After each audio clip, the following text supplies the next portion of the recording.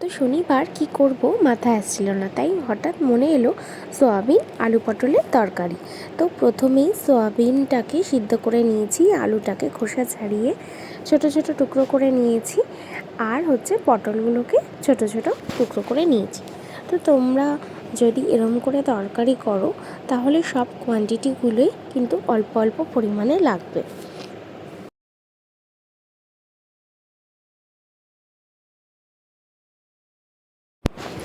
কড়াইতে তেল গরম করতে দিয়ে দিলাম,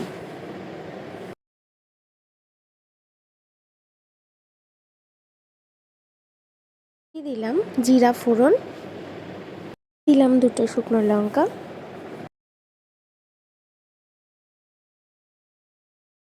দিয়ে দেবো তেজপাতা। তেজপাতাটাকে মাঝখান থেকে ছিঁড়ে দিয়েছি, তোমরা চাইলে গোটাও দিতে পারো। তো এবার এগুলোকে একটু সামান্য ভেজে নিয়ে একটু যাতে পুড়ে পুড়ে যায় সেইভাবে করে নিয়ে এর মধ্যে আলু আর পটলটাকে ভাজতে দিয়ে দেবো, ভালো করে লাল লাল করে ভাজবো।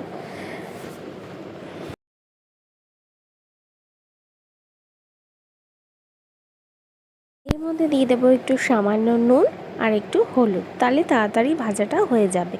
আর দিয়ে দেবো লাল কাশ্মীরি লঙ্কার গুঁড়ো, এতে কিন্তু ঝাল হয় না। আমার ঘরে যেহেতু বাচ্চা আছে, তো আমি কিন্তু পুরো রান্নাটাই ঝাল ছাড়াই করি।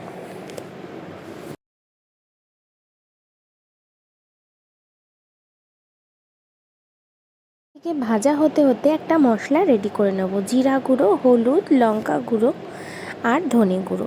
এটা ভালো করে গরম জলের সাথে গুলিয়ে রেখে দেবো। এবার সয়াবিনটা সিদ্ধ যে ছিল সয়াবিনটা ভালো করে জলটা চিপড়ে দিয়ে দেবো। এই সয়াবিনটাকেও একটু ভেজে নেব, তাহলে কিন্তু খেতে খুব সুন্দর হয়। সয়াবিনটা যদি তোমরা কেউ কাঁচা খেতে চাও সেটাও ভালো হয়, কিন্তু সয়াবিনটা যদি একটু ভেজে নাও খুব ভালো লাগে খেতে। দেখ মশলাটা দিয়ে দিলাম, আদা আর টমেটোটাকে পেস্ট করে দিয়ে দিলাম। এবার ভালো করে একটু কষিয়ে নেব, ভালো করে কষাতে থাকবো।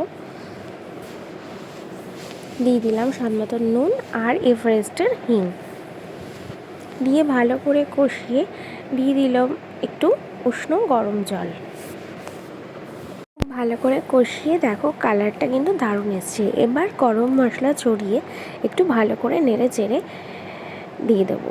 এবার একটু একদম শেষে একটু স্বাদ বাড়ানোর জন্য দিয়ে দেবো স্বাদ মতন চিনি। করে সব রান্নার রেডি। তো এবারে কিছুক্ষণের জন্য ঢেকে রাখবো। তো ঢাকনা উঠিয়ে দেখো একদম গরম গরম রেডি গরম গরম ধোয়া ওঠা সয়াবিনের তরকারি। তো এটা তোমরা ভাত রুটি যে কোনো কিছুর সাথেই পরিবেশন করতে পারবে। তো তোমাদের কেমন লাগলো অবশ্যই